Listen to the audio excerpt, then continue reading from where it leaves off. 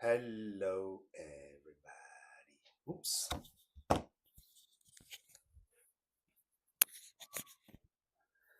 Let's see who is the first person in the house today. Happy Sunday to you. Happy Sunday to you. Please, as you come to the house, share. Uh-huh. The very first person I see is Vivian Ihuwu. You are welcome. That's you are the very first. Okay, let's see if it is loud enough. Okay, that's correct. Aha. Thanks for coming. Please, as you come, quickly share, yeah? God bless you all. Wow. MC with the spray celebrant. God bless you. Taye Patience. God bless. Hey, Mama Emily Reyes is here. Happy Sunday. Happy Sunday to you. Happy Sunday. Happy Sunday. I'm so happy to see you all in the house. Let's gist. Let's have some fun, man. Yes, man. Let's get some fun. How una they do? God bless you. MC with a spray in celebrate. I love that. I love that. God bless you. Yeah. Please make una share or invite other people. Hey, I hope Iyeki is listening and watching. So Iyeki should also share. Let me see if YouTube is okay. See things with the inside fridge. That's not what I want to see, man. Okay.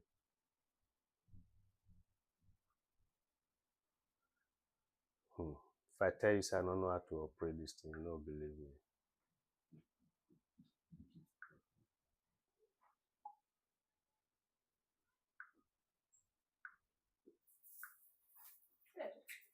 Hey, who is that? Oh, hoe ga ik naar YouTube? Ah, schaaf naar die linkerkant, hè? Okay, yeah. Okay.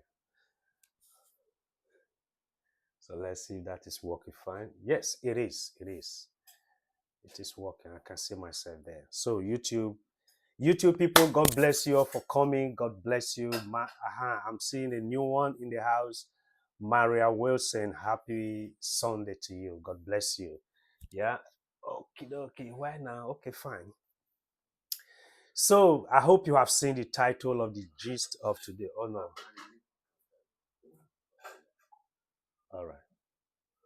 Fine. I don't want the voice, yeah?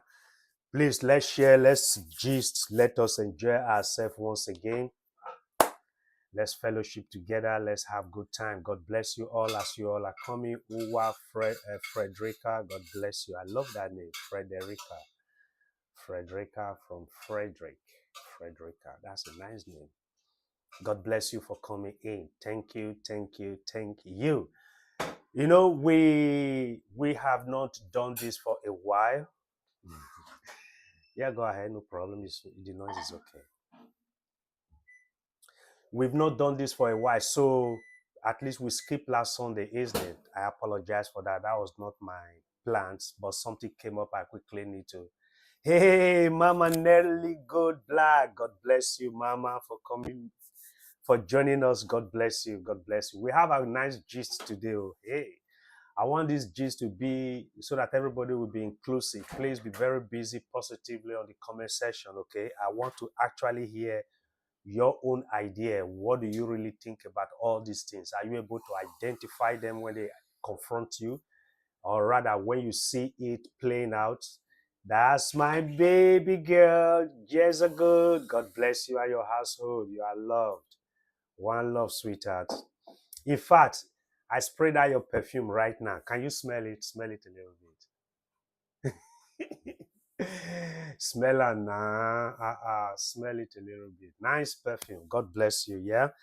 There is no day I spray the perfume, I won't remember you. You are lovely. So today we want to talk about some few characteristics of false teachers. And when we say false teachers, of course, false teachers of the gospel and how they tend to manipulate you psychologically, and how they have over time worked on our mentality, that the mentality we now have is now depending on the dictates of each of these pastors and preachers and all these televangelists, most importantly, because even if they are not coming to preach in your doorstep, they have a way of reaching out to you, which was through television those days. That is where it all started from. And now on social media, we are still seeing multiple of them just springing up day in, day out with their own philosophy. And that is something that has become a very huge deception amongst the children of God. I wouldn't say the body of Christ, because these are few words they use in twisting your mind that you wouldn't really know exactly which part of the body of Christ do you really belong to. Because if you are supposed to be the hair or the eyelash and you are trying to become the leg or the eye bulb, then there is a big problem. So that is also a very big deception. But if we have to take this teaching, or rather expose, as a series, you will find out that we'll keep talking about this thing for a considerable long time, But today, we just want to summarize and try to quickly create an awareness so that when we see one, or we may have seen one, or we are really dwelling with one right now, then we will know exactly what we are dealing with and what kind of people that we listen to and what kind of gospel they actually give to us. You understand? Yeah? So that is the gist we intend to dwell upon today. And I hope you will really relax and don't be distracted, please. Let's enjoy ourselves, okay? But before I go into these 7 characteristics, there was this story I heard yesterday just, okay? And I really followed it. And so far, I think I have a basic understanding what actually happened and what is going on, which is very sad. Very, very sad indeed.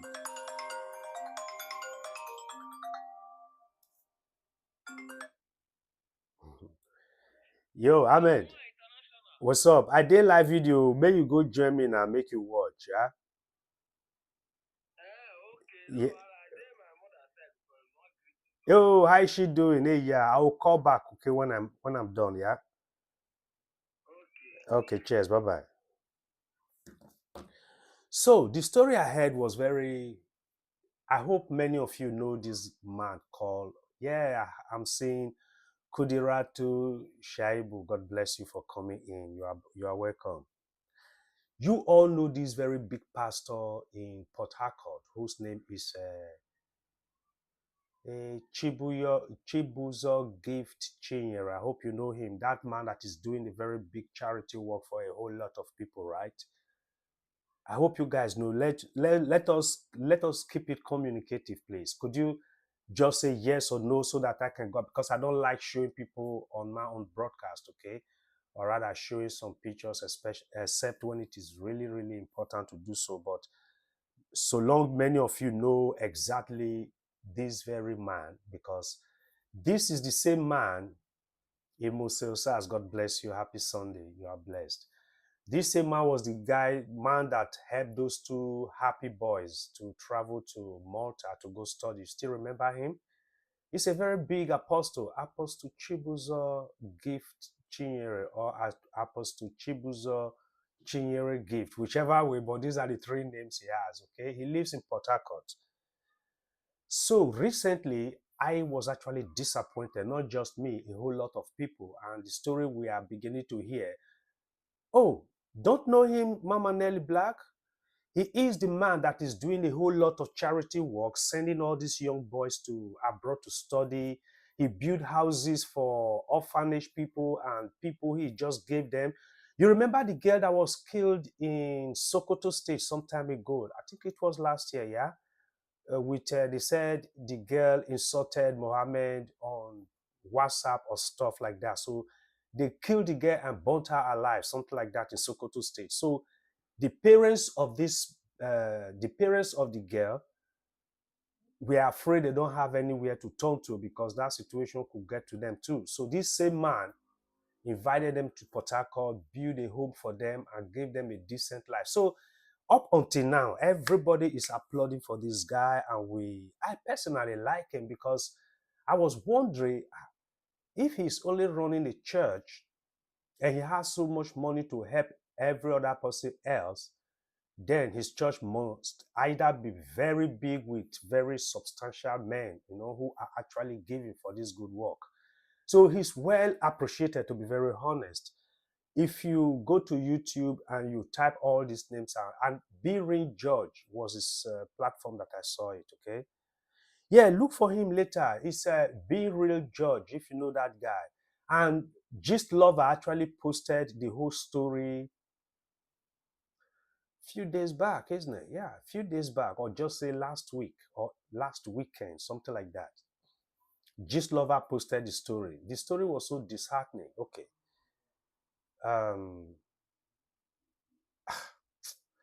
Okay, there is this orphan, okay? The girl herself is an orphan, having no father nor mom, and she was just a teenager living in a place. And in the same compound, this is what I listened to by myself from the girl herself, testifying and giving narrative of our own part of the story, what transpired, how it all started. So I was so patient. I've never been this patient. My wife said, honey, which kind of thing you just did listen to with much concentration? I said, well, actually not be only with much concentration, also with heartbroken, because what I'm hearing is not what I was expecting to hear from this man. But I'm just patient to read between the lines to see if this is one of those blackmailing that they always come up with the men of God. But I was just very patient to listen to them. So let me just give you a paraphrase of what the young lady was explaining, or rather had explained. It's on audio. You will find it on YouTube, okay? So this young lady was living in a compound of, face me and face you, you know how our African compound looks like, okay? Then there is a particular family in that compound. Both the man and the woman died of sickness, leaving teenagers behind. So these teenagers fell sick themselves. Of course, parents are no longer there, so they barely even eat. I wonder who was even paying house rent and all that stuff. But they all lived together in the same compound, together with this orphan who neither had father nor mom, but was being taken care of by the granddaddy. I wouldn't know from which side of the paternal the grandfather comes from, but it was the grandfather that was now taking care of this very girl.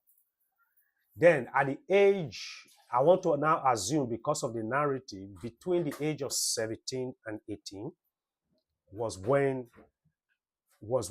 this incident took place. So when the parents of those other family died, then left with these very children. There were three, she said, one girl, two boys.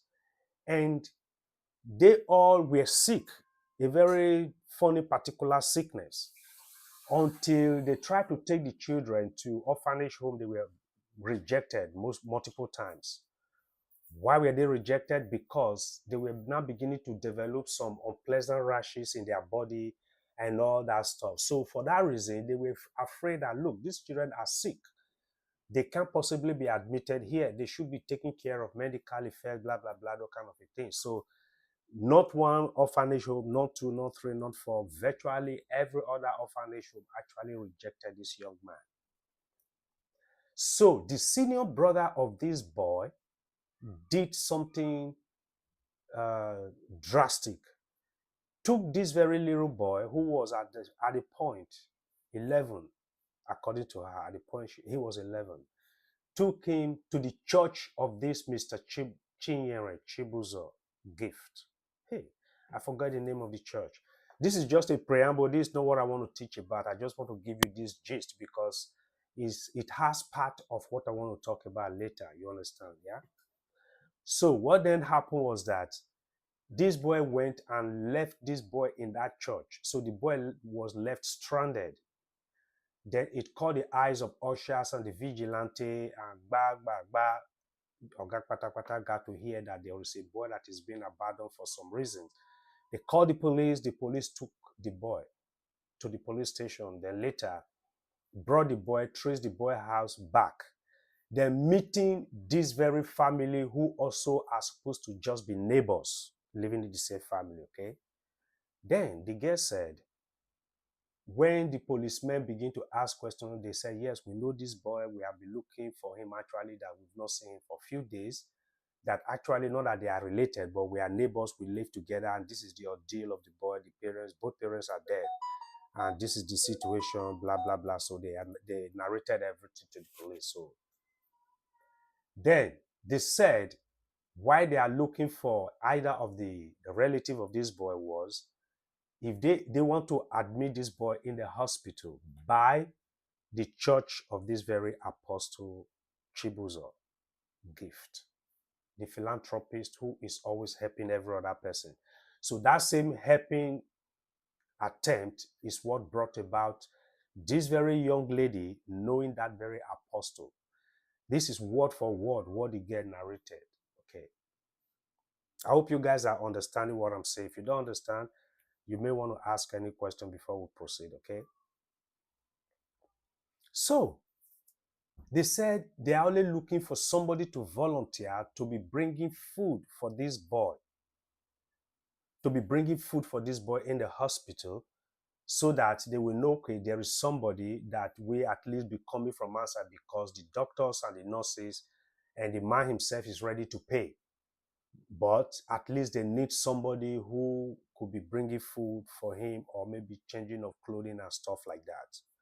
So this very young girl called Blessing, who is narrating this whole story, volunteered to say, okay, fine, no problem. If it is just to bring food, I will do that for this boy, because their parents are dead. Even she herself, she is an orphan herself. She has no parents, but she is older, a kind of, and she's a girl, and she's very bright and intelligent from the way she speaks, okay? So she could take care of herself. She was just managing herself with the granddad. So she then volunteered to say, okay, fine, I will also help, at least to be bringing food, breakfast, lunch, and dinner for the boy as necessary. So that was agreed upon. Now, this is where the story started twisting. When this boy was admitted, finally, and this girl volunteered to, after this agreement was between the DPO police, the apostle himself, and this girl that ends up volunteering to assist in helping this very girl. Okay. From there, the contact between this little girl and the apostle was now established. The DPO exchanged the number of this girl and gave the number of this girl to the apostle. So the apostle called this girl and make a deal with this girl and said, okay, fine. What other job are you doing? Then this girl said she is a housekeeper somewhere. She works 7 days a week in that house to clean and to do everything. And she also do her own personal business by selling tea at the motor park. What's your salary? The girl said 12,000 naira. Okay. So the apostle now asked the girl, okay, fine. If I say, just take care of this boy, I will rent an apartment for you. I will rent a place for you so that you can be taking care of this boy only. I will pay you 20,000. Wow, you don't have to do anything else. Just make sure this boy eat, this boy is okay. The girl was very happy. The girl accepted the job. They rented a room for the girl. The girl was there. Everything was okay. So this boy. Now, I didn't tell you what sickness this boy had. They had HIV positive case, all the family members. So that could have been what actually killed the parents, because it was not known until this little boy was coughing blood, having a very dirty skin, having rashes almost all over his body and all that. So that was what made the immediate senior brother to dump him somewhere in the church, knowing fully well that no how, it will be taken care, he will be taken care of. So that is what brought about this boy going to the hospital. After doing tests, they determined that this is HIV positive case. They now also said, thank God it has not developed into AIDS. That even despite the deterioration of this boy, the health of this boy, it's simply because the boy was not feeding healthy enough. If he was actually feeding healthy, eating all the normal natural food that is there, he will not become so deteriorated to that extent. So based on that, what they have to first of all do is to isolate the boy in the hospital. So plus minus, the boy spent 1.5 months. Now, the boy have nowhere to go after leaving the hospital. The apostle said the boy should go and live with this girl because the girl is supposed to work with this boy on 20,000 salary every month. And this girl was scared because it was one room. How can I live with HIV positive patients under one room? I understand why the girl could be so afraid because everybody else could actually behave like that. Me too. I wouldn't want to do that if I'm conscious of it, okay? But somehow, the girl accepted. This little boy was well treated and was on medication. Everything became normal. So you wouldn't even know, according to the girl, that this boy was almost dying about a few months back. The boy became very robust because the man was giving them money to feed and still paying him salary for taking care of the boy. Everything was okay. Then they will usually, he said something very like, wow, this man is supposed to be a lover of children. So okay, let me not jump the gun, okay, so that I will say it sequential. I just want you to understand certain things. Why should things go this way sometime? What could have made things like this? What could have made things like this become like this? Okay. This man came to the house, pick up these two of them. That is the girl and the little boy. They went to mall several times. He will shop for them and come to drop them. Sometimes he will pick other kids together with his own children, with these very two, plus she herself and some other ones. They will go out. Sometimes they could range up to 15 people and him. They will go to restaurant. They will all go to eat together. That everything was just okay. It was just like a father to them all. Then I begin to ask myself, where is the original family? He's supposed to be married with children somehow. I was just thinking of that. Shortly before I could even deliberate on that in my mind, bam, the man that was asking questions asked about the immediate family. Then the girl said, they don't live in Nigeria, they live in Canada. That is all the family member of this very pastor lives in Canada and not in Nigeria or in Port Harcourt with this very man of God. I want you to underline that thing. You are a man of God having such a massive church. You send your family away to go have a better life, but you remain in Nigeria to run a church, which is supposed to be your business, so to say. And that is already one big opening which this man created, okay? Then secondly, the girl said they went to the man's house one day with some other children. The reason they went there was they came back from their outing very late. So it was not practicable to disperse all of them that same night because it was going to be too late and their children. Taking them home is a very difficult thing. So he urged them to sleep overnight and go the following day because the house is so massive, according to the girl. So they all slept there throughout the whole night. Then the following morning, while having breakfast just before they will leave and tell the man goodbye, thank you very much for taking good care of us. Then according to her, that one little boy among them make a very funny childish joke and say, only you live in this whole big compound. Wow, this is big. So the man said, wow, really you like it? The boy said, yes. Then he now said, wow, if you like it, you can come and live here. Then play, all those other children. Yeah, I also want to live here. So the girl said, well, That is actually what brought about how those other little young boys and girls were now living there. And some came to join them by their parents even offering their children to come and live with the pastor. I wouldn't know why some parents would want to do that. Okay, they started living there, everything was okay, they were feeling fine, blah, blah, blah, until at some point, the man started making an advance to her, and she was very confused because she has not seen this man in this mood and in this form before. One thing led to another. Within this time, this girl, see where the story became very dirty. Within this very end time, the man had not started making move on this girl.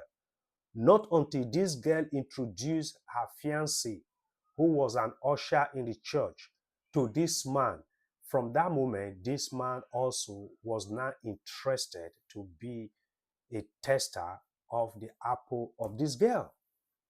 And this girl said all this while she was dating this boy, she never went to the boy's house. And because she was living in the pastor's house, but all this while they were not doing anything. Not until this boy even proposed to her to become his wife. So she said, at first, no. After some time, she said yes. So they have to introduce themselves to Papa. So Papa now pray for them, bless them. So from that moment, Papa was now interested, or rather his eyes were opened that, he blessed this girl don't really mature. Me too, I go chop inside. So from that moment, he began to make an advance to this girl until eventually an agreement was reached. And the girl was so bold. I will urge you to listen to, to the video. You will understand the details. I'm only just pinpointing, it's quite long. Okay, one thing is the girl said, look, I don't want to get pregnant, so you have to use protection. That is after much persuasion. The girl even broke up with the boy and said there is not going to be marriage again. So the Papa, Apostle, still compelled the girl to go ahead with the marriage and all that. So before they could plan marriage, everything, marriage was ongoing, things were being bought and whatever. Papa was constantly demanding for sexual intercourse from this girl and was having it. This girl went as far as buying condom for Papa, the apostle. Apostle don't like condom. Apostle like bone to bone, flesh to flesh, So this is what was happening. Then this girl said, she warned the boy that, look, don't go ahead and do this wedding. I am not going to marry you. I'm not marrying you because I love you. I am marrying you because Papa is compelling me to marry you. I hope you understand. And anything you see thereafter this marriage, you will bear it. Is your own personal responsibility. And you know why the girl could not really open up and tell this boy about anything? And this boy seems to have this Papa as the only person he actually can open up to and explain what bothers them to him. So each time he talks to Papa, Papa will side with the boy and attempt to like brainwash everything. And meanwhile, still have intercourse with this girl constantly and continuously. So they got married, long story short. When they got married, before they got married, this girl said she was feeling unease. That usually in that church, they will usually do pregnancy tests before you can marry. That for she was already conclusively happy that yes, by the time they discover that she is pregnant, then they will not join them together. Then the alarm will blow. Then she will be very free because she not even want the marriage in the first place because Baba, Adugbe Baba no, or Adugbe the young man when he won't marry, you understand? So what then happened was that the following morning, after let's say the wedding on Saturday, so the following day they come to church for Thanksgiving, but because she's like a very big known person in the church, she can penetrate anywhere. So she has a friend from the medical department She asked for pregnancy test. That little stuff, I don't know what you call it, that with urine, you check it out, it will show some line. So I don't know what you call it. You should know what I'm talking about, yeah? I hope una they like the story. Now story me the talks. Adugbe Baba no Mama Becky. I go my But okay, fine. You know why? Because when I was not thinking about the 7 characteristics of false teachers, I said, well, I will rather want to tell my people this story, and at least if we can learn 1 or 2 things out of it and teach ourselves so that we can better be guided and also help to spread the news and make others be guided so that we will not just become victims in the hand of those who have the capability of working on our psychological mind and mental understanding. It's not good. But if you are not aware, if you don't understand, yes, Mama Nelly Black, the team wake me to, hey, wait, you have not even heard story. Oh God, this story, it get Q leg. If I say get K leg, it will come black, say this simple. This story, oh yeah, war, very war. The problem, it can come too much. Oh. Okay, let's continue. You know what happened there, my people? Very sad. This girl discovered that she was pregnant. She got married yesterday. She already know her feelings. She has already confronted the Oga Patapata apostle. Based on that, apostle gave order that her urine should not be taken for test. That whichever they should bring a negative negative result to enable them to marry. So they eventually got married on Saturday. Then on Sunday, this girl could establish the fact that she is indeed pregnant. Wow. The girl said she did not expect anything less, and she has already crossed her mind, and she warned the supposed husband. That one did not hear, and he warned the apostle. Apostle insist because apostle wanted to cover up. Then this girl did not stop there. On the Monday of it, she went to a private clinic in the neighborhood to do blood tests to determine if indeed she is pregnant or not, and it was positive that she is pregnant. Just imagine, they married on Saturday, and that Saturday was the only time she slept with the man they did for the first time, because prior to the time they were fiancéing themselves, they never did. The only person that was doing was the apostle. So the apostle was the one that did Duvaga up until Bachelor's Eve night. Then they get married on Saturday. So when the girl discovered this girl went straight to apostle because she could have access. They still think she's a daughter, right? Not knowing that a bad daughter, nine the girly don't be. So what then happened, my people? Apostle was trying to tell the girl to go abort the baby. Then send the girl 100,000 naira to go abort the baby. This is just a newly wedded girl. Now, I have not even told you the age, yeah? This girl was like 18, between 18 and barely 19, when this apostle started duvagaring her. And this marriage we are talking about actually took place when she was just about 19. And right now that we speak, the girl is just 25 years old. Do you understand? So if we backdate everything, this whole blah, blah, blah should have started around 2016, 2017. You understand what we say? So it's not like an old story. It's just a current event because, okay, let me continue with the story. Make I drink something first. Don't be smart in my people. What then happened? When the pressure of go and abort it failed, the apostle said, okay, you know what? I will be sending you 200,000 every month for antenatal. Don't forget, there is a new husband that just got married to this girl. When this girl was narrating, that was what came to my head. So, in all this, where was this your young new husband, who eventually, in my own understanding, he is the biggest victim there? because he knows nothing what is going on. So he's just being used because somebody else have eaten all the apple, nothing is left. Now you are having a second-hand chick under your roof and you have nothing to do. So this girl was not interested in sleeping with the husband. So the husband would constantly be angry, and it was causing a very big chaos. Then when they report to this apostle, the apostle will be swaying them, lying to them, making their eye go to spiritual attack, spiritual this, spiritual that. Meanwhile, na Ebola be the spiritual attack where they worry that family, that makes the family not to have the happiness they are supposed to be enjoying.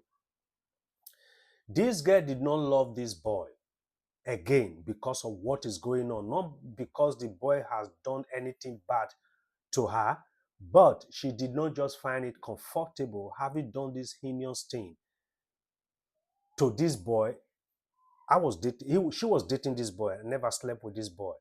And along the line, the apostle was constantly duduvagaring this girl to the extent the girl got pregnant. Do you understand? As if that is not shocking enough, there was just another girl who had 2 years old baby already for this same apostle, whom this girl knows about. Why?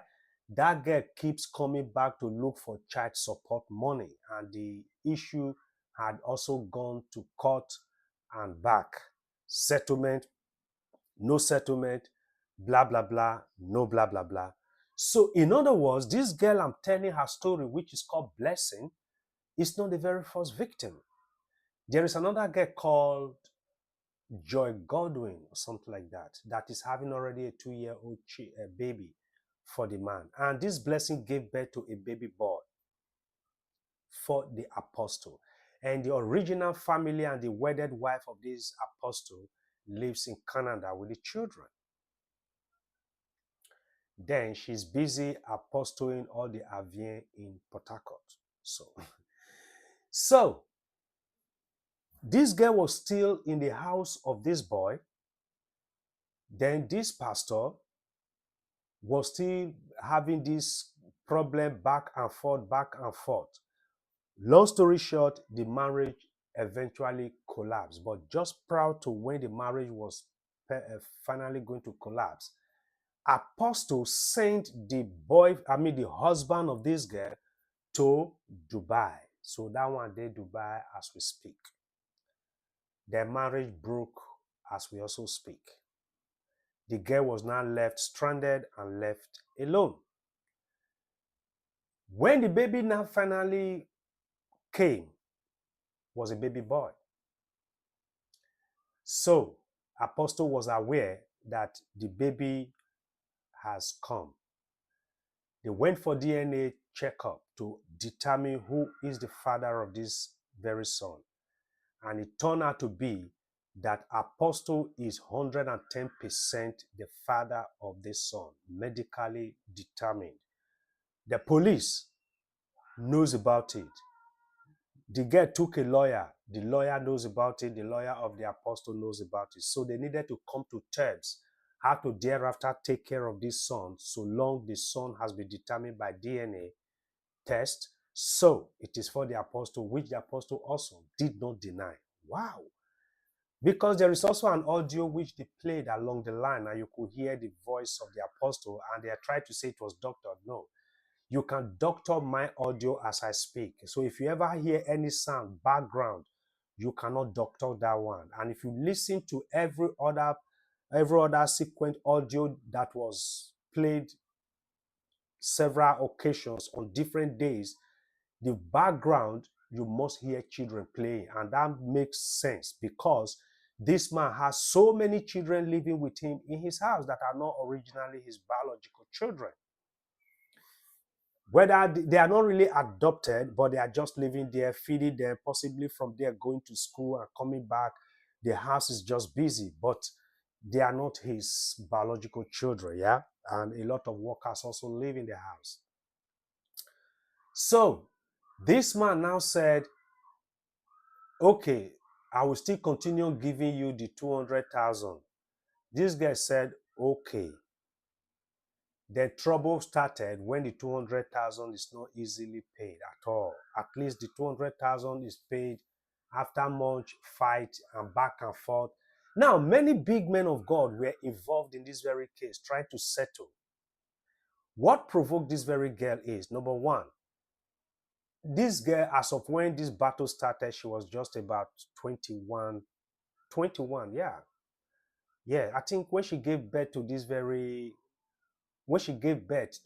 son of hers, she was 21.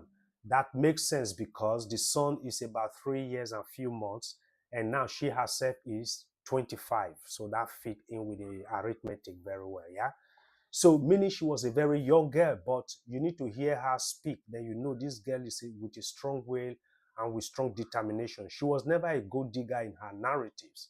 It's just that she could have actually left the apostle house when apostle started demanding for sex. But to be honest, she has nowhere to go. She's an orphan, don't forget.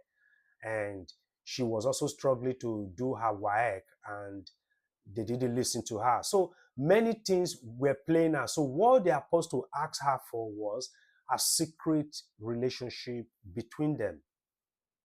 That is what they were, according to the girls. Not like she was raped. No, the girl said she was never raped. It was not a rape case. It is not like she was given any specific thing that makes her pass out. No, they came to a very good terms. After much hesitation, she finally obliged to actually started having relationship with him. That is why they were able to discuss how the sexual intercourse part is going to go on, that she wouldn't want to have unprotected sex. She want the sex to be protected, blah, blah, blah. Then Chibuzo himself said, a man of God like me can't be going to any chemist to say, give me condom. The guy said, don't worry, I will get it. I know how to get those kind of a thing. So the guy actually went whichever way and got some Durex and gave it golden cycle and get some golden cycle Durex. Just bear with me. Let me shut down this window. The sun is reflecting here too much. Just a moment, please. I hope una dey enjoy the gist, eh? Una dey enjoy the gist, abi Mama Nelly Black, Mama Becky, all of na better pikin, go better for all of una, yeah? So, so this is what I heard. I was just like, oh my God. So the girl, yeah, it's a very sad one. That though I'm laughing, it's just that, well, I just don't want to be crying. So I'm trying to replace my sober mood with at least trying to laugh about it, because it is not laughable. Mama Beck, the story is too sweet too. That's why I chose to tell this story, you know.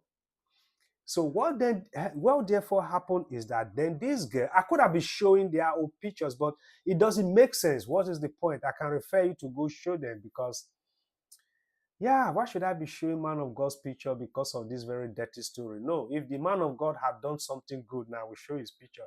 What he did is not good. No. How you just go they do krewa to one kind of small girl where you know this girl is vulnerable, you know? Yeah. That they cool, this G the very captain. Mama Nelly Black, no, I bet glue well, add the glue join and not come on here too, because you've not heard the most disgusting part of this story, okay? Okay, now they begin to argue back and forth. I'm going to give you this money, I'm not going to give you that money. So it escalated to the extent that the girl actually have to instruct the lawyer to let them get themselves prepared to go to court. So now the apostle don't want to go to court, so they want to settle out of court. The girl said, okay, now I have your son, and we are barely able to come by every day. And every day you are doing charity to the whole wide world. People that are not your biological children, you are taking care of them. You are sponsoring them abroad. You are giving houses to other people.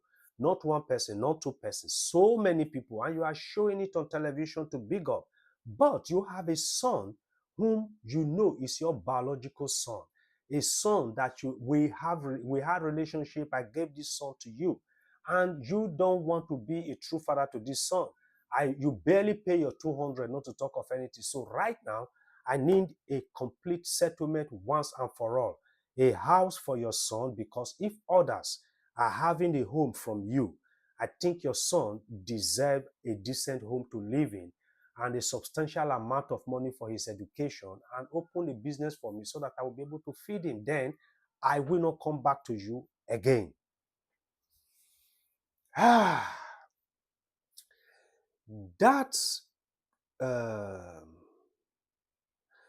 that settlement suggestion is achievable actually if the man want to be sincere from my own perspective, from what I have seen from this guy. Because if you can sponsor a whole lot of people out of Nigeria to go study abroad, and you still are the one paying their school fees, they're paying the money they are feeding and everything, then your son who is in Port Harcourt should be able to live at least in a decent home of at least 4 bedroom or 3 bedroom, and properly set up that young girl. Because otherwise, if you just discard the girl like that and the son, they are going to suffer. And if you are truly a man of God, if you don't want to take advice from Abraham, Abraham did not send Keturah empty-handed. Keturah was well settled. If that is the case, if you want to, I was just the only one say that. But then the man did not want to settle this little girl. So there is something I missed. When before this girl gave birth, in the early stage of their marriage and in the early stage of the pregnancy, the pregnancy was not big yet, and nobody else could have known except the girl herself, because she found out already. So because of the stress of the girl passed out one day. When she passed out, she was rushed to the hospital. When the doctor checked the girl, that is just after 3 weeks of their wedding. 3 weeks, just 3 weeks after their wedding, the girl passed out of the stress. Went to the hospital. So after checking, taking blood sample and everything, so they broke the news to the husband that congratulations, your wife is pregnant with about 7 weeks. 7 weeks. Can you do arithmetic, folks? So the newly wedded couple of just 3 weeks old, and they have not had any sexual intercourse prior to the time of wedding about 3 weeks ago, is having a wife who is 7 weeks pregnant. I hope you understand what happened now, yeah? So that means Apostle have scored a very big goal long time ago. So the man was so surprised. The man himself got fainted. So they now have two fainting couple in the hospital. So the woman already had fainted from the house. So before the woman could come back alive, just like Romeo and Juliet, the man also collapsed and fainted upon hearing the news of congratulation, not knowing that congratulation was a very big gun to pierce his own heart. So the nurse that happily say, "Hey, congratulations, bro, your wife is pregnant 7 weeks, woo, sharpshooter." So the man, instead of the man to be happy, sharp what? 7 weeks, did you say? We just got married 3 weeks ago. And prior to that time, no, how come she's now 7 weeks pregnant? And who come? I don't know. So the thing can't get as it be, my people. Now I can't listen to the story. I never finish. When the guy can't faint, the can't tell Apostle say, new husband don't faint upon hearing new. Okay, fine. When the fainted husband woke up, the fainted husband was so pissed off. Trying to call Apostle, did not get through to the Apostle. Then called the church members. The church board members and marriage committee. You guys did pregnancy test for my wife, and it showed negative that she was not pregnant. But the hospital is saying now that the wife is pregnant with 7 weeks. And we are just married 3 weeks ago. And only 3 weeks ago, I don't start to do. And this woman has not even given me to do more than 4 times, which is even making me angry. And now, the person that I have not do very well, not even much more than 4 times, is pregnant with 7 weeks. Who has been doing the do prior to the time before we both said I do, and she only gave me do 4 times. So the marriage committee got confused and called the executive committee. Executive committee got confused. They can't call Papa, which is the general Oga Patapata overseer. Oga, They say you do somebody is pregnant now, and somebody don't faint, and groom faint, bride faint, both in the hospital. Bam! Nine apostle can't call the boy the quarrel, say, anything like this happen, I should be your father. Tell me first, don't disgrace yourself. But this time, nobody knows yet that it is apostle that was going through that Adugbe Baba. Now you get the Adugbe Baba, now be done the Duduvaga all this while. Nobody knows that. Only the girl or knows, but the husband is not aware, and the church executive and members all are not aware. Now, everybody almost immediately started pointing an accusing finger to this girl as an know that she has done something infidelity. You are not faithful. Faithful is not you. You don't go to Duvaga, and now we don't see the Duvaga result. You are not very, very, very, very. But the girl was still very pumping, because what the girl was looking for was actually different from all this side talk, because that is not her problem. But one thing led to another, that the girl had to open up to the committees and the rest of them, that, to be very frank, that it is true, she might just even be more than that 7 weeks pregnant, because apostle now they whack him all this while. Huh? Which apostle? Apostle Jibuzo. Really? Are you sure? Fire will thunder you, thunder will fire you, fire will whatever you. Look, they cause the small girl. You know how religious our people are. Instead of them to look at the very statement itself and find out what can be the truth here, they will be so sentimental, they will be so prejudgmental, they will start insulting and cursing all immediately, and threatening fire and brimstone as if they are the custodian of fire and thunder.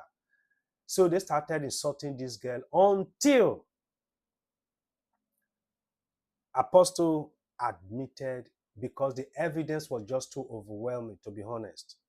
The apostle admitted to the board members that yes, he is a human being after all. This is what happened. This is what happened, blah, blah, blah, blah, blah. So that is how the husband got to know. Now, knowing this thing, you know the marriage is not going to last anymore.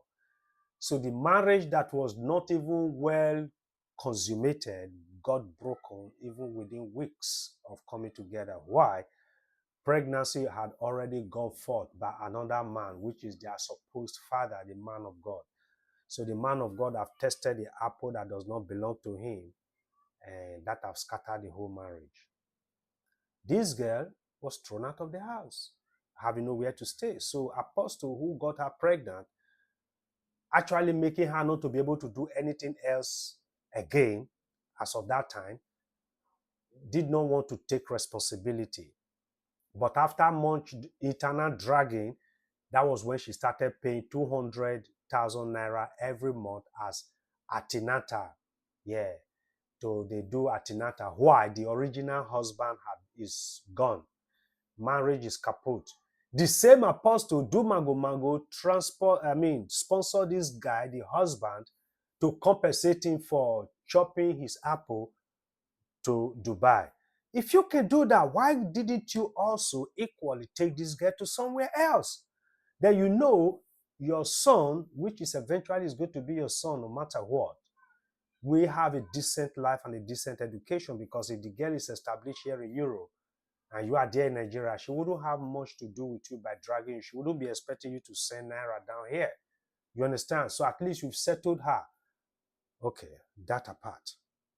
Until the child was born, DNA was done, lawyer involved, court knows, DPO know, big men and friends that are very close to the apostle themselves, they all know now that apostle is indeed the father of that very boy. Now, the idea that the girl brought is achievable, like I was saying before. Build a house for them, because if you can build, this man plus minus must have built more than 50 homes for other people. So why not just do it here and forget about these people?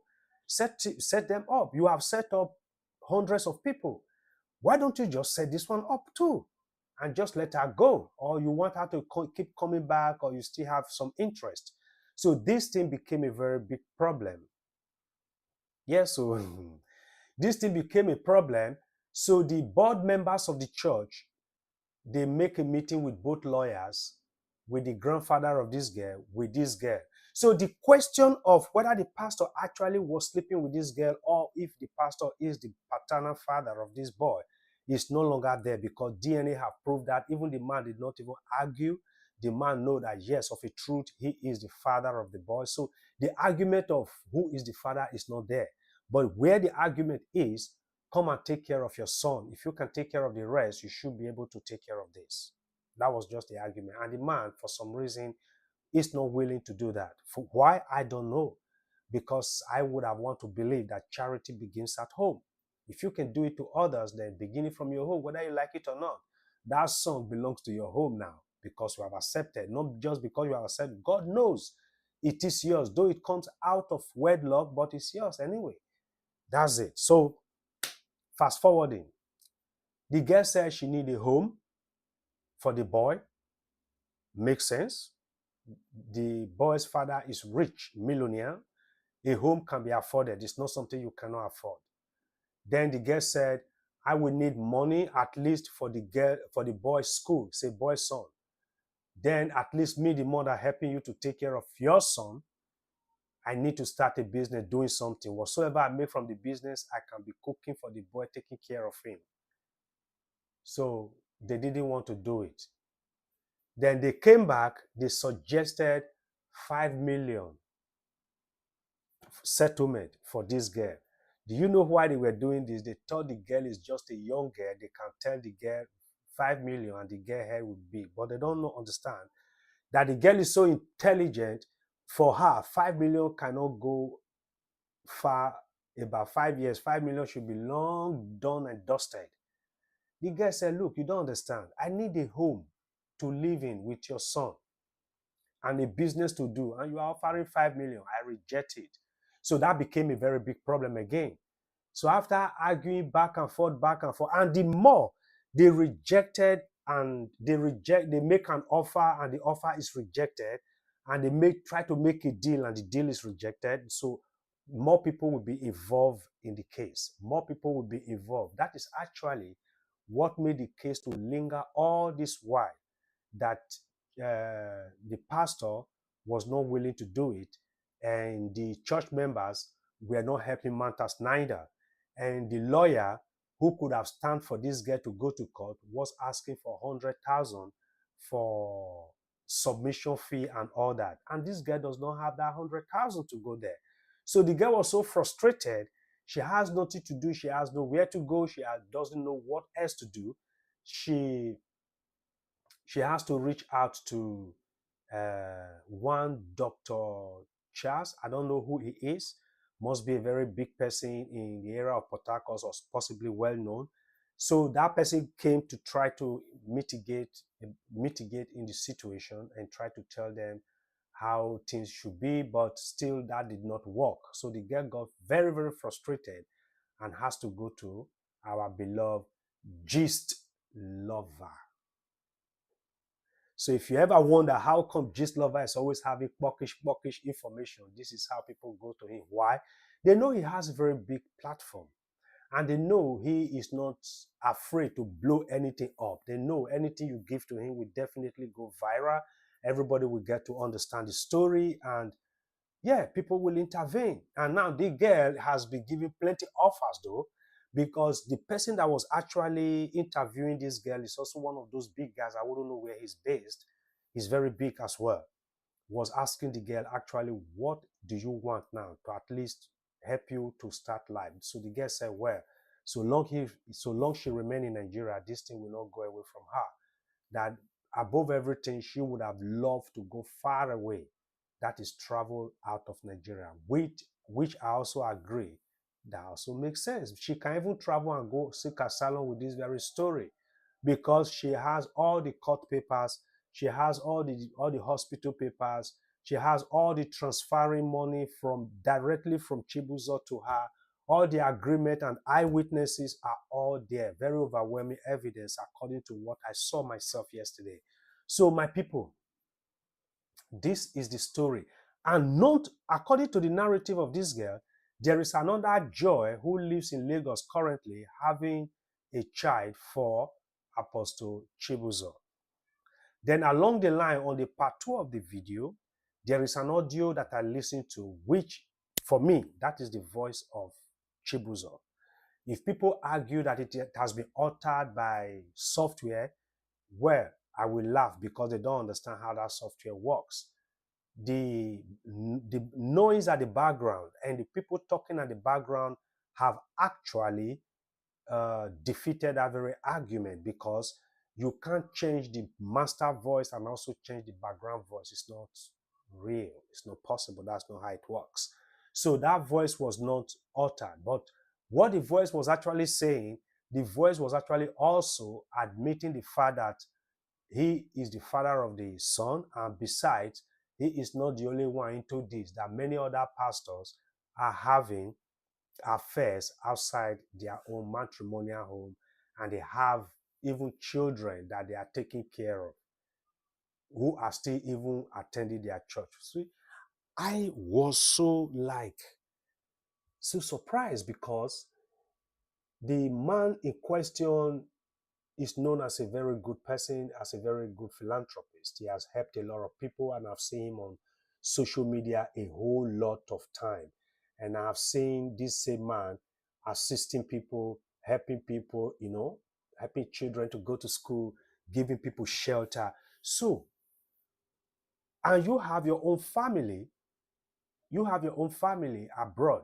So I understand that, look, this thing is a very big problem to some of our, not only pastors are guilty of this, even our young politicians have also found themselves doing these things. So long they are involved in politics one way or the other, they will send their family out of Nigeria to go abroad to live. And they themselves will be living in Nigeria because they want to pursue their political career. They can be sending money abroad for their children to live fine and every other thing, but there is already a separation. How do you then call yourself a family man? You are no longer like a resident husband. You are not absentee husband. You are not home. That's number one. Number two, anything therefore can happen, just like in this case now. Let's say the husband of this apostle, the wife of this apostle, they live together in the same house. The children of this apostle live together in that same house. First of all, the idea of allowing multiple children from everywhere to come and live in that house will not be there in the first place. So the chances of easily having an access and opportunity to commit such a sin will also not be there. Why? Mama will cover a whole lot of space. But now that the space and the vacuum is open, see what happened to this very big apostle. He is not even denying it from this very inside talk and from the evidence that has been leaked right now. So most Nigerians will conclusively say, oh, the man is too good because he's a philanthropist. Yes, it's true. But let me tell you something. For you, being a philanthropist does not tell whether you are holy or not. You like to do good. That is very good. You like to help people. That is also very good. But it does not determine the fact that you are indeed a holy person. So let me not keep you too much. You see, I have told this story for 1 whole hour. If you want to know much more about this story, folks, you can better visit. If you type in at Apostle Chibuzo scandal, you will find a whole lot. Even if you follow Gist Lover, you will be able to find some of those videos and clips and the statement of the girl. And I believe the girl also have our Instagram page where she has been telling her whole story in more details.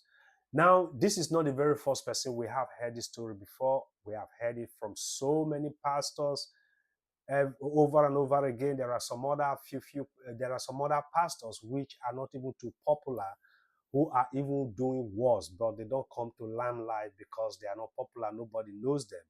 But not people like Apostle Chibuzo, whom we have known because of his charity work. So before we go today, folks, having telling that story, let me quickly run through the 7 characteristics of false teachers. To be honest, we have more false teachers these days than those that tell the truth. And how do you know them? How do you recognize them? Yeah, God bless you. So this is the story. To be honest, Mama Nelly Black, I have so much of these very stories, and even some of the women, some of the men involved, they want to come on live with me to tell this story, but I don't know why I have not really, I don't have that, I don't want to say it now. I don't have that go ahead in my heart to actually do the stories because I have interviewed them. I have asked them questions. They have told me everything. They are even ready to come on live with me. Like I will put them side by side with me. Then we'll be talking. You understand? I will ask them questions. They will tell me. But for me, am I ready to do that? That is my problem because of the characters and the individuals involved. And me, I wouldn't be doing something, or rather, I don't want to do something and begin to call A B or B A. No, I like to call a spade, as hot as it is. So I'm just still trying to deal with myself first so that in case such reactions come up, I know how to better handle it because most of the story, oh my God, you don't want to know. They are very dirty. You begin to wonder, men of God can go this far? Me too, I'm surprised because I never knew they can. To be honest, most Nigerian men of God and most African men of God, they have they have children outside their outside their normal, outside their wedlock. Yeah, they have other children, multiple, not one, not two, not three, and they know all of them by themselves. And some few people around them also know all these things too. That this is what they they are doing. This is what they are doing all the time. So let's quickly take number one of how to know. Number one of how to know the characteristics of a false teacher is false teachers are men pleasers. Yeah, they please men rather than God. They please men rather than want to speak what is in the scriptures. Because we have grown up to see that what is in the scriptures pains our ear, but it's not true. That's supposed to be the food for our soul and body and our mentality and our psychological understanding. But rather, because the men of God have twisted the scriptures so much that we rather believe the one that will please our heart, please our ego, because you can hear men of God will rather preach the things that will make you shout, jump up and shout hallelujah and be happy. Why? And most of those things that have been said are simply vain words just to please you. You hardly see men of God trying to tell you stay away from sin, desist from your evil way, or do the righteous thing, or be your brother's keeper, or show love as much as you have it, or things like that. No, all you hear, most pastors preach much more about giving, financial blessing, money. I have always said it. Such message is only welcome in a very poor society. You can't preach those messages of African churches to a white man. They will not understand you. They will begin to look at you. No, what you're saying is not true because it's not practicable. It is not plausible. You understand? So things like that is only acceptable in our own society. So in our own society, there are many statements that have really made us to become what we are today. Now they preach more to please the ear than to profit the heart. That is the situation we see. So your ears wants to hear something very exceptional, very interesting, very spiritual, very mystical, but it will not bless your heart. It has no blessing to your own heart as it is. And your heart blessing is what will eventually bless you. What you hear is not actually the blessing, but what sits in your heart is what is either going to bless you or bring about curse. That is why we have to guide our heart with all diligence and be very conscious of what you hear, which say to the seer, see not, and to the prophets, prophesy no unto us right things, speak to us smooth things, prophesy deceit. That is in the book of Isaiah chapter 30 verse 10. Isaiah was prophesying these things, said, look, this is what the generation hereafter are actually seeking after. Don't tell us the truth. Don't tell us anything from God. Don't prophesy anything God has to say. After all, God is only going to condemn our doing.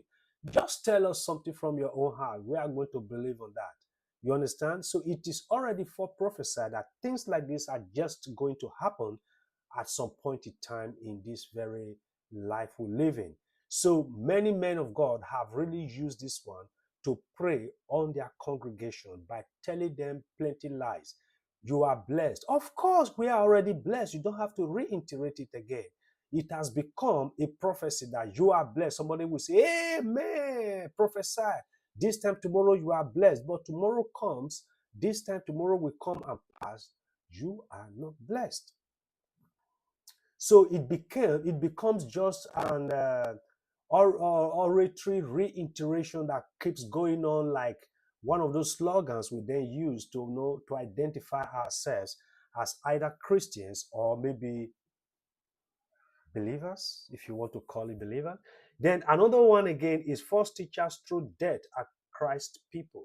Let me tell you, those that are actually really, really, really, really born again receives attack from false teachers. How do they do that? They downgrade you, they talk down on you, they depreciate you, they disqualify you, and they twist your doctrine. And they use you as an object of ridicule, try to make people understand that you are not as flashy as they are, is because you are not preaching the right gospel. We've heard that before. There are so many men of God who were in this Pentecostal movement that believe in the wealth and health gospel, that believe in getting rich. The more you give, the more you are blessed. The more seed you sow, the more blessing you are. That's a very wrong, devilish doctrine that Africans have used to siphon the poor and the gullible ones over the years. That is not a true story. And many of them also bank on tithe to the extent that they even end up cursing the children of the Lord. That if you don't pay tithe, your pocket will tithe, your life will tithe, which is a very big lie. If you pay tithe, you are a sinner. That's why you are paying tithe. Person that, I have said it before, I don't know if we should be arguing that again. If you pay tithe, you are crucifying Christ for the second time. If you pay tithe, you don't believe in the sacrifice of Christ because you are still paying the same sacrifice which Christ abolished by hanging on the cross of Calvary and declaring it is finished. If you want to understand, go check the book of Galatians chapter 3. Try to read from verse 1 to the end. You will understand why and what will happen to those collecting tithe, because they are doing foolish things. They are preaching for the sake of their stomach, and they are better called pastorpreneur. That's what they are. They are merchandising the gospel of our Lord Jesus Christ, and they eventually become mercenaries. So they go out there to fight war just for their own personal pocket and not for Christ. So based on that, they can come up with all kinds of scheme of money, money, money, money. If they are not coming through giving, they come through tithing, they come through offering, they come through partnership, they come through seed sowing, they come through first fruit. Everything is surrounding surrounding money. And if you are not obliging to those false doctrine, then you can be thrown debt upon. Debt means dirtiness. You will hear a man of God cursing the congregation. You are cursed with a curse. But the Bible says, cursed is every man that is hanged on the tree, that the blessings of Abraham might be unto the Gentile. Why the blessings of Abraham? Abraham was the first to pay tithe, from what we have heard. So we are no longer cursed because we are not paid tithe. But the pastors, because of what they need, they still make you believe that you are going to be cursed with a curse because you are not paying tithe. It is a lie. We don't pay tithe in this home. We bought our home cash. We don't pay tithe in this home. We live a fantastic life. It has nothing to do with tithe. But those paying tithe in Africa, they barely eat one square meal that makes sense. But a pastor that received the tithe is able to eat 10 square meal a day and still carry Okpo joiner and able to pay Okpo handsomely. You can see that the blessings that is supposed to be in tithe according to their preaching is only going to be beneficial to them. Has no bearing with other people. I hope you understand that, yeah? So the third one is false teachers are driven by their own heads and hearts. I have seen so many false teachers coming up with so many fallacies, so many dogmas, so many uh, nonsense philosophical statements. Their verbatim is not something you want to reiterate. You don't want to speak there. You don't want to say what they are saying because they thought they are trying to make a very fantastic statement, a word that will please the congregation, a word that will dazzle the congregation. They simply speak from their heart. It is not the word from the Bible. It is not a teaching or a doctrine from the Bible you're talking about. You're simply bringing up you building your phantasmagorical, nebulous, euphorical idea in the mind and in the heart of the people. It is called phantasmagoria. It has no, it is not beneficial in any definition at all. It is futile. Yes, it's futile without no result. It is, yeah, I don't know how to best say it. It is very futile. It has no result of any kind, you see. But those are the things you find out that these very pastors who are driven by their own understanding of their own heart and begin to say certain things that you may have not heard before, and it will seems to, you know, shake you kind of, that you will begin to look at him as somebody who may be hearing from extraterrestrial powers, which is not true. He does not hear from nobody. He may have just been repeating what he heard from somebody else, or he may have just stumbled on a word that might just interest him and begin to say it. You understand? So they say things. That is why when they prophesy, now, many years back in Nigeria, is there any year Nigerian pastors don't come up with prophecy? No, every year they will have list of prophecy. Somebody will have 50 list of what God told them, 70 list of what God told them, the things that will happen this year. But you will find out that recently that lies has reduced. Did you know why it reduced? Because they have spoken from their own personal inner mind. They have spoken their own heart, not having any message directly from God. They spoke based on what they have read from the news and what is happening in the environment. That is why they speak. They simply spoke because they were high and charged in their own personal spirit. So they spoke because of that. And the things they spoke did not come to pass. So it was futile and it was all lies. So now, because of social media have constantly pointed at them and called them out for lying to the people in the name of prophecy, because one of their own trait as a false teachers is they must say something from their own mind. Like in Nigeria, we've heard a prophet that talked about Donald Trump and Hillary Clinton. Who is going to win is wearing skirt, which everybody concluded is Clinton. But Trump never wore skirt one single day all along. We've never seen Trump with his skirt.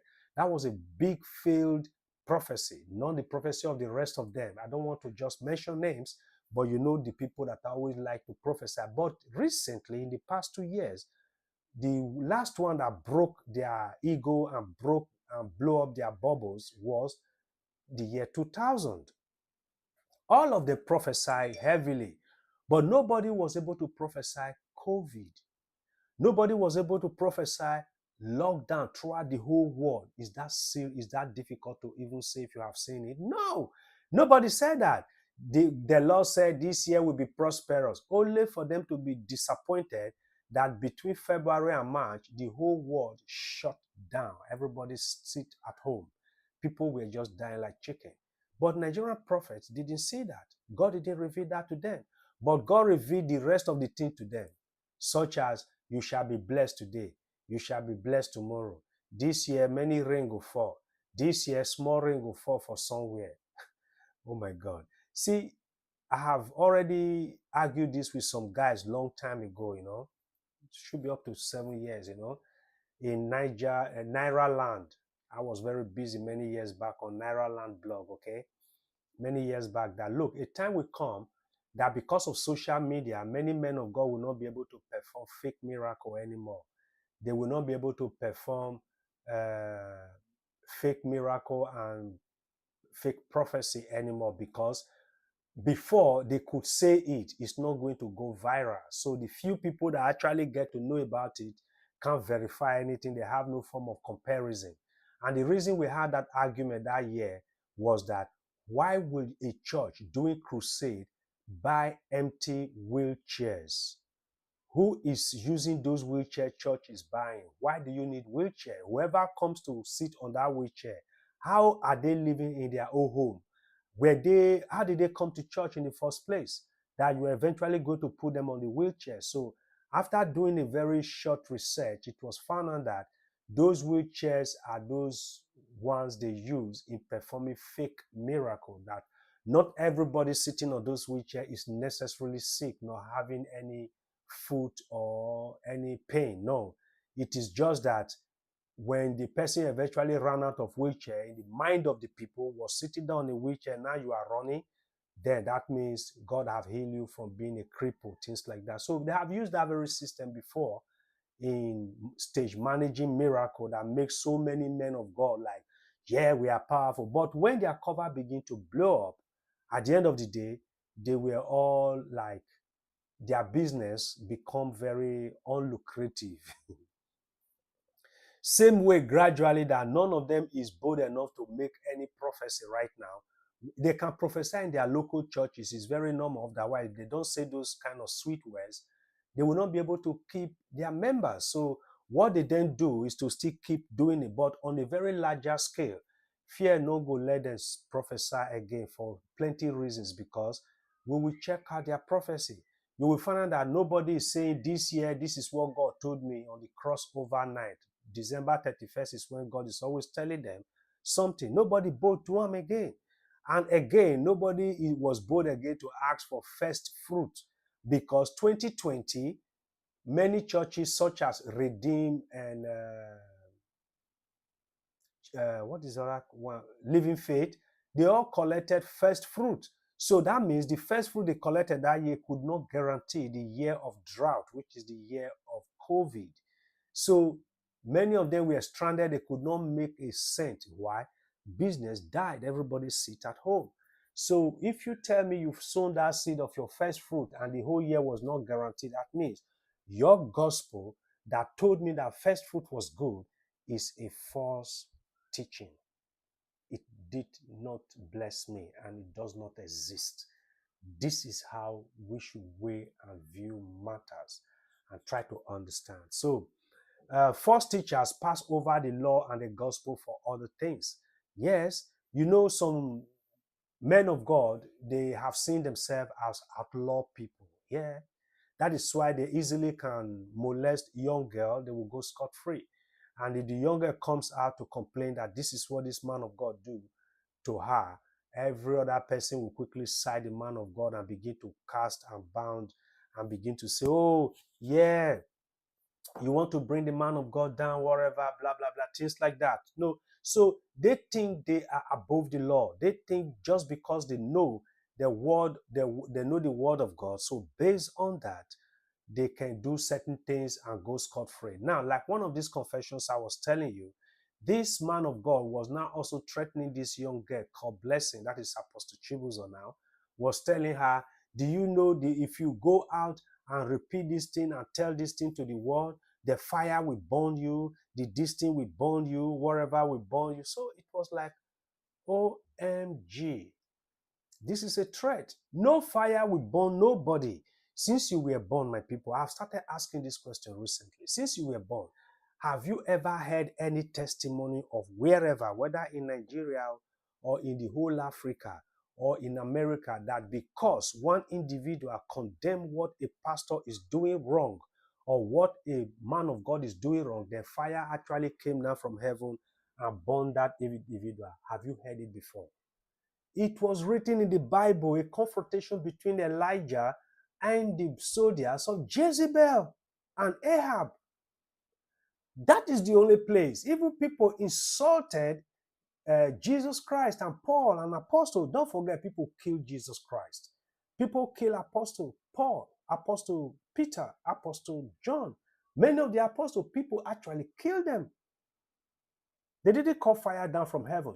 Then these self-proclaimed pastors who are lying up and down, who wouldn't just see a young, vulnerable girl and let her be, but who want to go in between them and do kiriwawa, we now begin to threaten me that you have a power that will call fire down from heaven to burn me. Come on. Come on. You can be afraid because you don't know much. Knowledge is power. Based on what I know, in my heart is bigger than that of a lion and elephant. Because knowledge is power. But if you don't know anything, no matter how muscular you are just like a bag of foul feather. You weigh nothing. But because I know, I am as solid as the rock of Gibraltar. So it's very annoying because the story we hear daily, just a moment, somebody's knocking at the door. Who is knocking?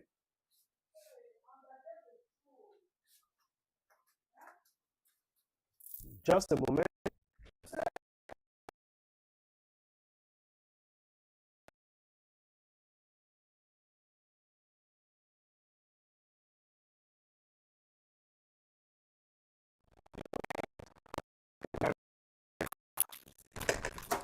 No. Not children. Not children. Their football enter the compound. Okay. These children are very polite. Sorry about that. The children football came into my compound. So they needed to take permission that they want to come into my compound and pick up their football. I said, yeah, they can go ahead. That will usually happen. So my people, this is what they do. They put themselves above the law and they think they have power to do a lot of things. They oppress the gullible ones. They oppress the less privileged ones. Either they are oppressing by using heavy words to manipulate them and work on their mental state of mind and their psychological understanding, or they are bullying them with finance or bullying them with the law enforcement agency. So they think they always have their way, but gradually, God is actually like ignoring them, forgetting about them, and deserting them for plenty of reasons, if at all God was ever working with them. Because if you are a pastor, you have committed 1, 2, 3, 4, 5. Yeah, what grace do you then have actually? It shouldn't be a routine that it is once, 2, 3. Come on. Are you okay? So many of these pastors are not only just having one child outside their wedlock, outside their marriage. No, they are having multiple, because this is not the first person I have heard of. There is a particular pastor whom you all know that a girl from Greece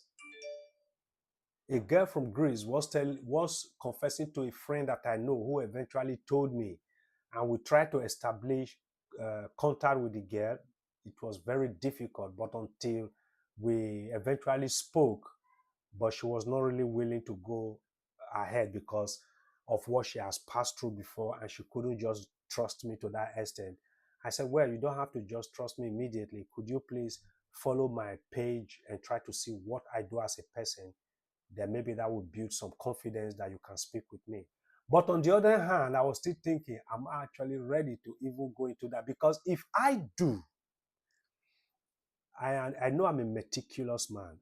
I will not leave no stone unturned. I'm not going to do anything bad, but I'm only just going to let the story out as it is.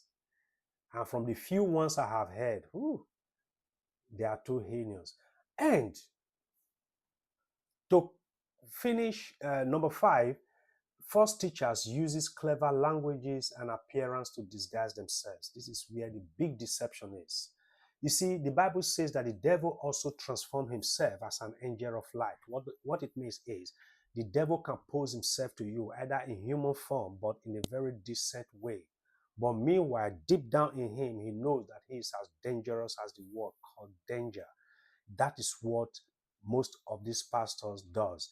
That they dress so corporate all the time with suits and with a collar, or they have a specific robe they wear and they have a specific language they use, like you are blessed, amen to that, God bless you, stuff like that. How are you? God bless you, things like that, So according to them, so long these languages are just the set of greeting languages and day-to-day language they have, it is conclusively assumed that they are very holy. because they dress very neat and decent, they are very holy. And God is blessing them because they have many cars, they have many congregation, they have this, they have that. But these are outward appearance deception that also makes some people fall victim and follow and blindly follow some people even without checking out the quality of their work, the quality of what they say, the quality of their preaching. How substantial is the gospel that they are passing across? You say you are an evangelist. Okay, it's very good. What are you evangelizing? What are you spreading around? Are you actually showing to the people that Jesus Christ paid the price for them, that they don't need to pay that price again in any form? No, you simply bring them to your own fold and you still make them continually paying that price, that even some of the youngest are paying some other price which is not even in the Bible. Pastors have added that youngest are paying price in kind. So pastor will not even have good. You see, if it is just a choir member that did this thing, I wouldn't worry, or an usher.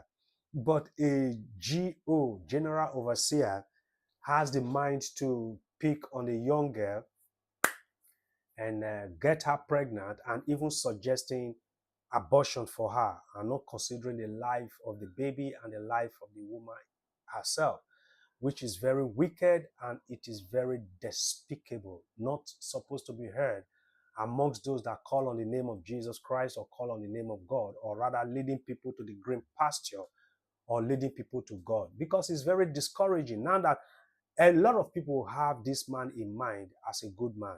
But this story coming up is very disappointing, and that might make a whole lot of the congregation member disappointed. And the man was also saying that even if this story come out, a lot of people in his congregation will leave, but those that love him will stay. I was like, okay, at least you are getting prepared to the worst of the worst that can take place if the story goes out, because he is not even defending that he is not the one or he did not do. So if you know it is you really and you have this much money, what will it take you to build a house or one of the houses you have built? Sign it to this boy. There won't be any problem because the problem have already started now. It is going to linger as long as all of them exist. What do you think? Isn't that what is going to happen? Yes, because at the end of the day, this problem is not even solved. It is not being swept under the carpet. It is not put in the box. It is just passing around and around and around and around and around. It is only going to cause big issue. This problem is not solved. It is going to come over again and again and again and again and again because it is not properly managed. Selfishness came in and you want to punish. I don't know why some men actually felt that they have the license to punish women, either your wife, your girlfriend, or your worker. But so long you're a woman, there is a way some men chose to be extra mean to them. I don't understand what they are doing and why they are doing what they are doing.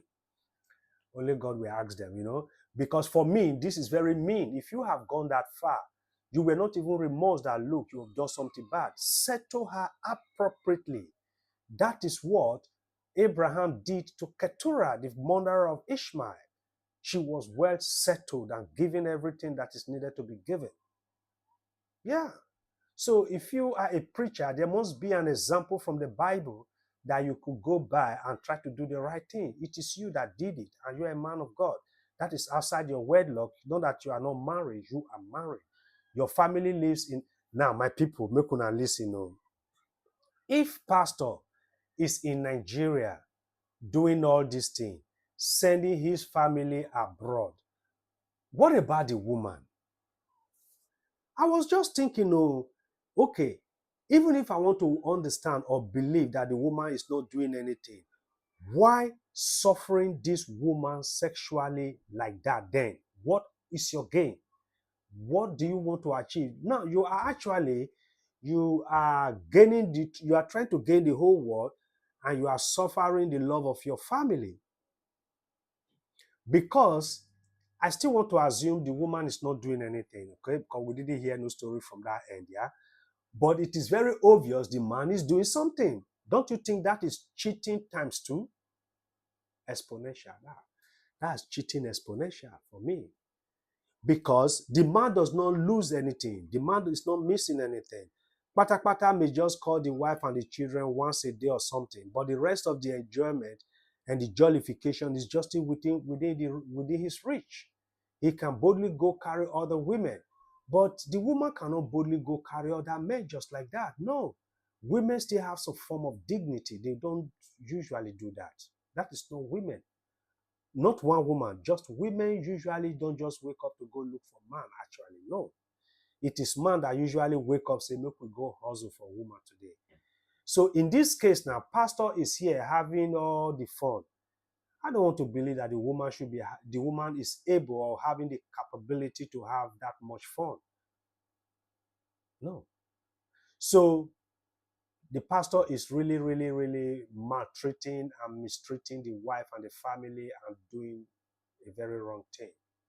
He's just a pretending pastor who is good outside, seeking the praise of men, seeking the validation of men, wants men to applaud him, wants men to, you know, to appreciate him, so for him to be seen as a very good guy, But meanwhile, deep down, he is mean and very, very wicked.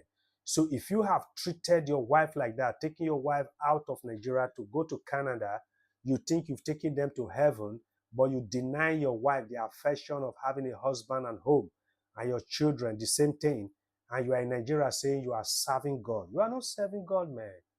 They said charity begins at home. If you are not able to take care of your home appropriately, how can you be able to take care of the children of God? Now we have seen it. You were not able to take care of the children of God. Instead of you to feed them with the word of God, you were feeding them with your bola. And now, not even one of the girls, in the case of Blessing and Joy, both of them don't belly full. They don't born waiting you put for their belly. And that's not the job you're supposed to be doing. You are not supposed to be there multiplying. You're supposed to be there winning souls. But now you turn your ministry to multiplication ministry. You are having external affairs. My people, this is what I got for you today, just to finish it. Now, false teachers strive to win people to their opinion by winning debate. That is why most false teachers will not have a standard standpoint. Where the majority is agreeing upon is where he wants to align himself. Why? He's looking for public validation, public appreciation, public sanctioning to say, yes, you are the best of the best. You are seeking the praise of men, not the praise of somebody who have sent you to do the job of salvation for him. So it is not a good thing as a child of God to do. And the last but not the least, false teachers gain from their followers. Absolutely, yes. That's where I want to end it up. So now we read, the Lord is my shepherd the other day, and there is a very nice statement that says, he maketh me to lie down in green pastures. But in the pastors we have right now, they are the one that the congregation have made to lie down in green pasture. Why? Just imagine if you have 1,000 followers, on all the 1,000 followers, every now and then keep donating money into your pocket. There is no way you can be rich. There is no way you can lack. There is no way you can ever go about without having good amount of money in your pocket. Why?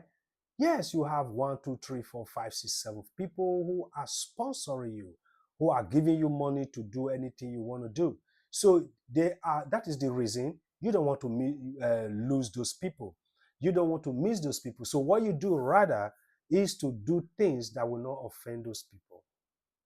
And by so doing, you will be evading telling the truth to the people. You will be misleading the people. You will not be able to guide them very well. So that is why you see many young men then, from 80s, 90s, 2000, many young men jump into pastoral work. Why? The system of milking the congregation was ushered.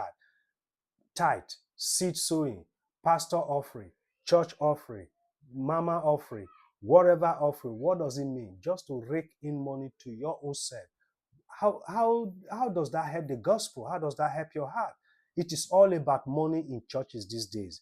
They will make you believe without money, you cannot preach the gospel. My people, am I not preaching the gospel since? Do I need money to do what I'm doing now? No, I do not need it. So preaching the gospel is becoming simplified. That not those days you need to print plenty flyers to share on the street.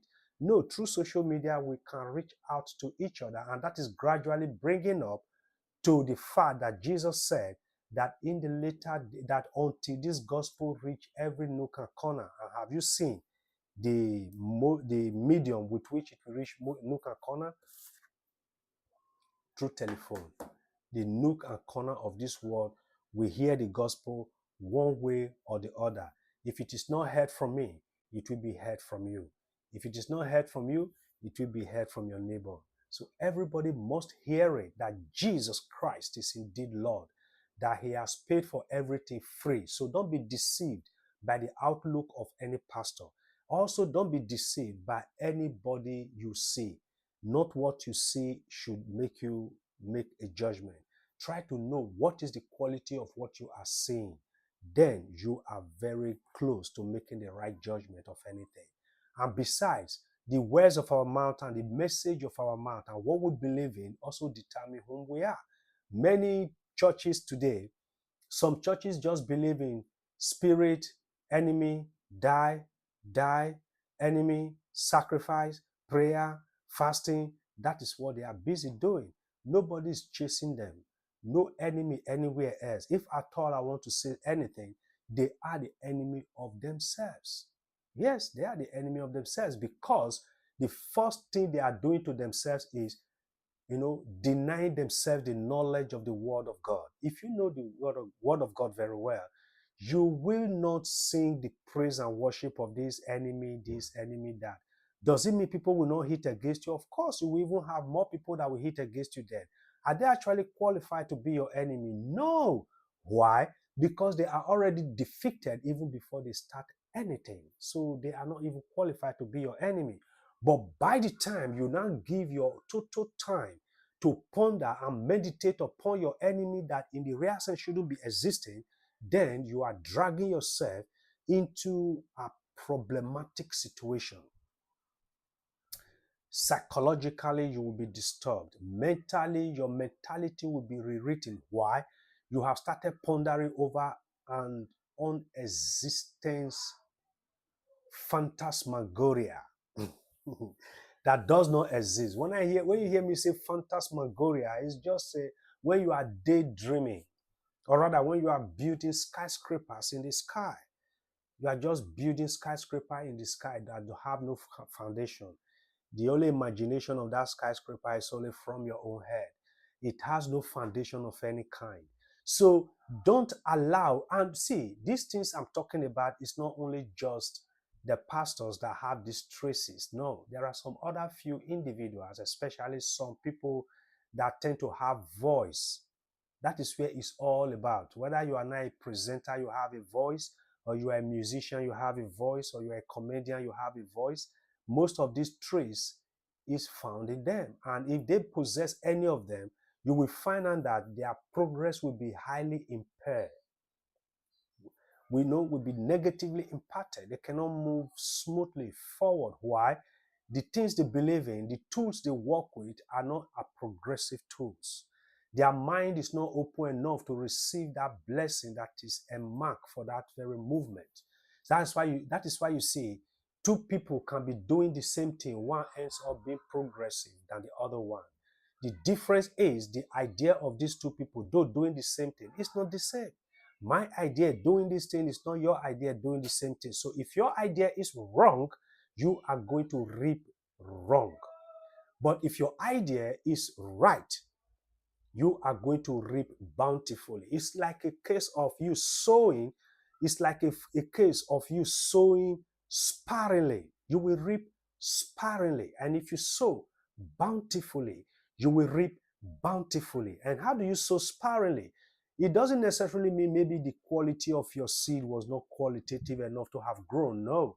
But when there is no care, when there is no good thought, when there is no good planning, when there is no good ideology regarding what you're doing. There is no good understanding. You have no single idea about what you're doing. Then you go ahead and sow. That is equivalent to you sowing sparingly. Sowing this time doesn't mean you necessarily need to plant anything. It could be an endeavor you want to take hard on. It could be something you want to execute. It could be that you want to make decision to get married or to have more kids or to change your job or to change a new profession. So if it is done sparingly, you are sowing sparingly. So when you do it bountifully, what is then bountifully? You constructively put everything you want to do in picture. You write it down and you are able to see every step you want to take. You are able to put it together and know and weigh the risk. You are able to analyze the risk and manage the risk there properly.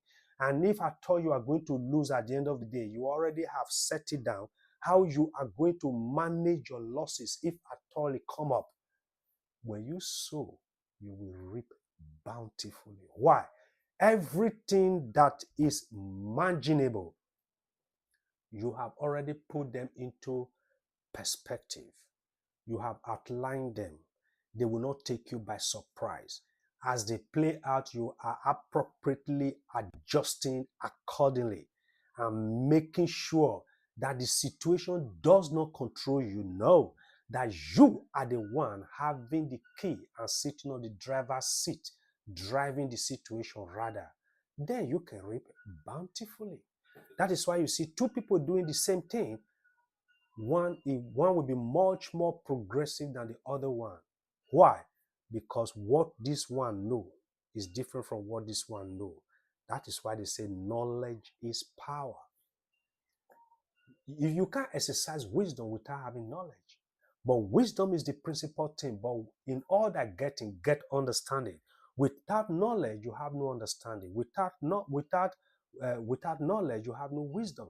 But if you have knowledge and the wisdom will drive that knowledge, I tell you, you will understand every step of your movement in life. So, ladies and gentlemen, what concerns me much more is your heart, your psychological understanding, your mental state of mind. That is what drives the personality that you are. That is what concerns me. That's why most time when I want to talk, I always channel my talking and my admonition or encouragement based on your own personal heart. How do you comport your heart? How do you meditate? What do you ponder upon? Much ado about nothing. Do you take the trivial minimal matter to become more important than the more important weightier matter? How do you comport yourself in situation? Because if you have this, you have understanding. Something might happen to A, it will not even shake A. But the same thing will still happen to B, it will almost crush B to powder. Why? B couldn't handle it. But A is master strategy. That if one road is blocked, he has multiple strategy to withstand that situation and come out even victoriously. In fact, if you know that, then you are a powerful man, you are a powerful woman. If couples are able to come to that terms, then both of you are a powerful couple, unbeatable couple. Nobody can push you aside, not even mere fake words of mouth. No. Those are just for the ear's sake. But the real thing must manifest. It must manifest. Yes, folks, God bless you. So don't let yourself be fooled in any way. I would rather that you be very smart and intelligent within yourself and try to weigh matter. Don't sell your soul for rubbish. Don't because of A sell your dignity for no one else. Don't say because it's my friend, he's angry with this one, even when you know this person is wrong, then you are just saying, I'm supporting. No, you are selling your dignity. You are selling your intellectual understanding.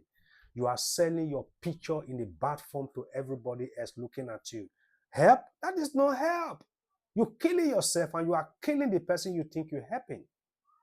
You may not know it immediately, but you will know it sooner than later.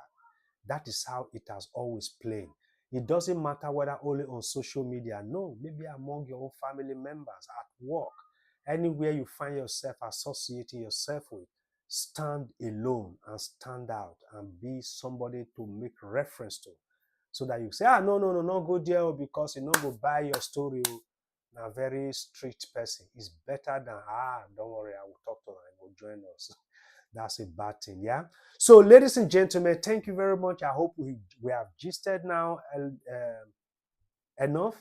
So, what I want you to do, you can go to YouTube, please, try as much as possible to look for Apostle Chibuzo Gift Chinyere and read the story. The story is so disheartening, so disgusting as well at the same time. I don't like it. You go Suma, you go do Osho free. Instead, may you properly take care of the Osho now. You still go breathe fire and brimstone, say you go, now so fire go come down. The time when you do Kerewa, fire no come down. Now may you take responsibility, you say fire go come. Very long haze. So my people, I will constantly come with similar story like this, and I will still give you a reference where you can get a complete gist, because I do actually have first-hand story of all this kind of stuff. And it is good for us to use this story to advise ourselves. So please, don't send your sister to pastor house. Don't let your neighbor go to pastor house. If you know anyone in pastor house, please raise alarm. The abuse there is too much. The abuse is just too much. And if it is escalated, everybody get to know about it, the life of the young woman will be in danger, because nobody can save her. We can talk, we can make noise. Nobody can save her. So it is better that we don't even allow it than it happened and we started crying as if it is late. It's too late to cry when the head is off, you see. So I'm pastor now. The Agbola, they stand well, and they don't spare anybody on skirt who is in front of them, that they plug her anywhere. So whether na small pikin, they go still plug her. Mature baby, they go plug her. Married woman, they will still be willing to plug it. One day their plug go break. You know, say Nokia plug be the break those days. Nokia plug be the break those days. One day this plug will break because, okay, let's end up with this one. Let me not make it as a joke. Maybe next time I am going to continue with this. Did you know this rampant sex story, which is not pleasant, we hear amongst pastors?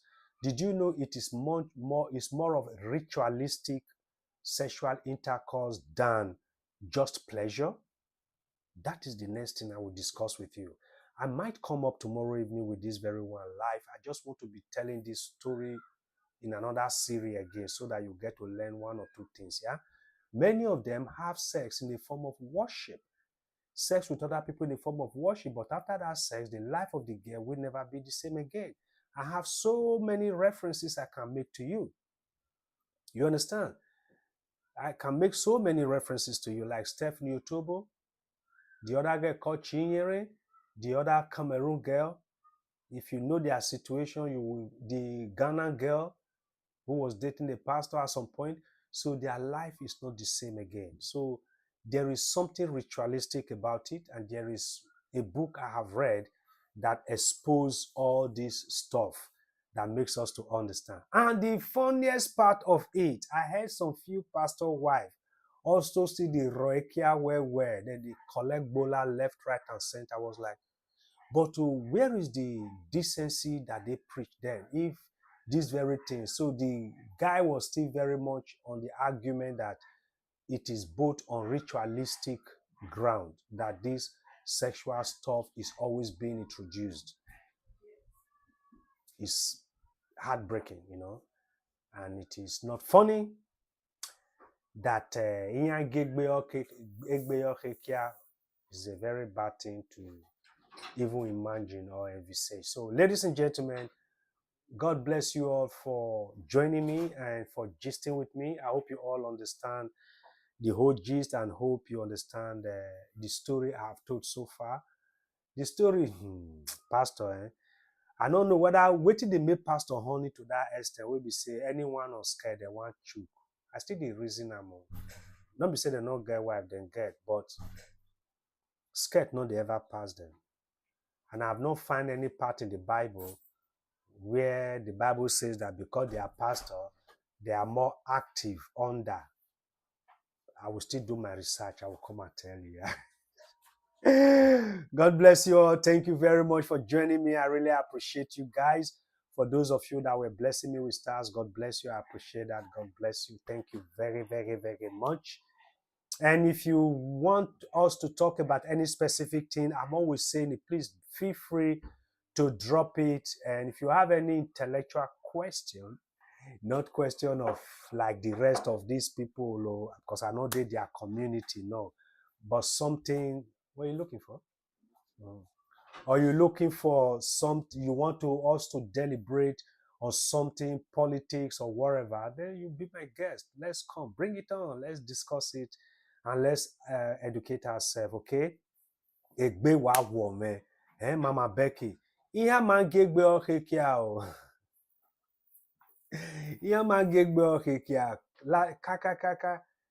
Awiyan dede bere ovia leke no gbafo yan wa fiekunlele. Yan wa fiekunlele yan gegbe okiyan. Yan mune koniyan hiafo. O awa mo ebo gbe yo no na. E pastor no amwe kono ma a church. Awa mo ogun bagbe. Yeah, very big. Because amogun bagbe yan fear go catch them because I believe pastors of these days even fear Ogwumba much more than the Bible they are preaching. So if we can say any pastor that will do Kerewawa with all these young girls again, our Ogwumba be pastor ni well like the whole month, the whole year, you won't hear any pastor go mulai for all these young girls. No, they won't do it. They will desist from it. Our petition. We will take go pay for Ogwumba, the one way down the Ogwumba way down very kakabo. Yes. No, because yes. Edoma was everyone. Okay, it's because a pastor no we want set up a petition, yes. Ogwumba gbe yo a pastor no riekia lele ni bieka. Nege gbe okina. Amogu gbe yo a pastor they go stop no say they fear Ogun pass Bible. Yeah, awa mogun gbe yo heavy Ogun. If we do that one, we post time, all the pastors they will fear, they will hands up. Ohangiam riekia lele ya. Enibieka ne you tukele egegbe okiyan from choir master to usher. So ladies and gentlemen, next time we're going to continue from here. Even Beledo na wa make una use that one and John I said because my do the nice well these days very buckish I do now they speak now. I don't know say. Wa ge bye. Thank you very much. Here they kick me out of our studio. Back in that low view because okay, yeah, can I say may you come in and see your face? Okay. Come in and see your face before I stop. No, you've passed the other side. Don't give myself energy. I'm coming. Make I come see. Wait till they go. What a go! We buy our cash. Yes, absolutely. So I don't see Yeki face. Hello, my people. I'm Mommy Emily. Yes, exactly. Amasa, Iyoboricha, Mama Nelly, exactly, Mama Mama Kelly, Becky. Mommy Beckman. Yeah. Yes, so I follow na small, but I go back. No mama ni yan wari elele ni Beka. Yan wori alagbon. Yes, so I'm Ogungbe. We'll do that again. God bless you. Cheers.